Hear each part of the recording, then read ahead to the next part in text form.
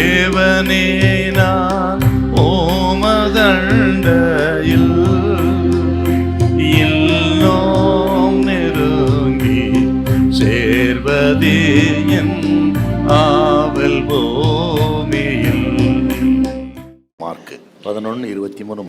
எவனாகிலும் இந்த மலையை பார்த்து நீ பெயர்ந்து சமுத்திரத்திலே தள்ளுண்டு போ என்று சொல்லி தான் சொன்னபடியே நடக்கும் என்று தன் இருதயத்தில் சந்தேகப்படாமல் விசுவாசித்தால், எவனாகிலும் இந்த மலையை பார்த்து பெயர்ந்து நடு சமுத்திர தள்ளுண்டு போ என்று சொல்லி தன் இருதயத்திலே விசுவாசித்தால், அவன் சொன்னபடியே என்றால் இருதயத்தில் விசுவாசித்த அந்த விசுவாசத்தை பயிற்சிக்கு கொண்டு வரணுங்க. நம்ம நிறைய கேட்குறோம், செபிக்கிறோம், ஆனால் விசுவாசத்தை பயிற்சி கொண்டு வரணுங்க. அப்போதான் அந்த மலை போகும் நமக்கு.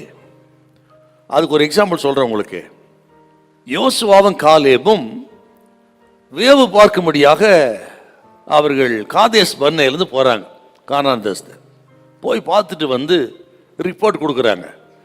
அதில் 10 பேர் சொல்றாங்க, ஐயோ நம்மால் முடியாது, ஏனாக்கின் புத்திரை பார்த்தோம், அரணிப்பான கோட்டையை பார்த்தோம், நாங்கள் எல்லாம் அவளுக்கு முன்பாக வெட்டுக்கிளிகளை போல் இருந்தோம், முடியாது 10 பேர் சொல்றாங்க. ஆனால் யோசுவா காலேப் மாத்திரம், கர்த்தர் நம்மோடு கூட இருந்தால் நாம் எளிதாய் பிடித்து விடலாம், அவர்களை காத்த நிழல் அவர்களை விட்டு விலகி போய்விட்டது. எப்படி சார் இது? அதாங்க விசுவாசம். இந்த 12 பேரும் ஒரே காட்சி தான் பார்க்குறாங்க.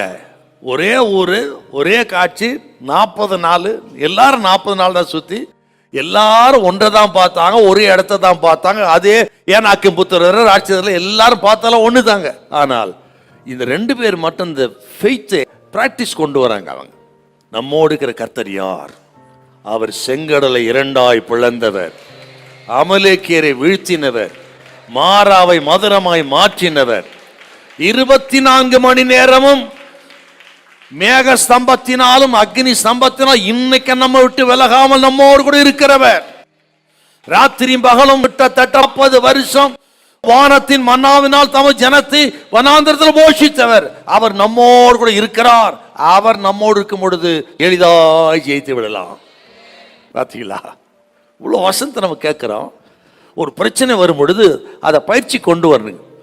ஒரு சிம்பிள் டெஸ்ட், உங்களுக்கு ஏதோ ஒரு பிரச்சனை வரட்டுங்க, அப்படி சந்தேகப்படாம தேவ சமூகத்தில் அப்படி பிராக்டிஸ் கொண்டு வருவோம். கர்த்தர் சொல்லியிருக்கிறார், அவரால் ஒன்றில் மலையை பார்த்து பெயர்ந்து போகும் என்றால் போகும், மரத்தை பார்த்து பட்டு போன்னு சொன்னால் பட்டு போகும். நான் விசுவாசிக்கிறேன் ஆண்டவரே அப்படி சொல்லி விசுவாசத்தை நீங்கள் பிராக்டிஸ் கொண்டு வாங்க. ஒரு அற்புதத்தை கர்த்தர் செய்கிறாரா இல்லையா பாருங்க. கர்த்தர் கண்டிப்பா செய்வாருங்க. உங்களை வெட்கப்பட்டு போக விடவே மாட்டார். எங்கே நீ தோற்று போனாயோ அதே இடத்துல உனக்கு வெற்றியை கொடுப்பார். எங்கே நஷ்டப்பட்டாயோ அதே இடத்துல பல 100 மடங்கு திருப்பி கொடுப்பார். அவர் சகலவற்றையும் திருப்பிக் கொள்கிற தேவன். சகலவற்றையும் திருப்பிக் கொள்வாய். பயப்படாத, உன் விசுவாசத்தில் உனக்கு ஆக கடவுது. ஹல்லேலூயா, ஹல்லேலூயா.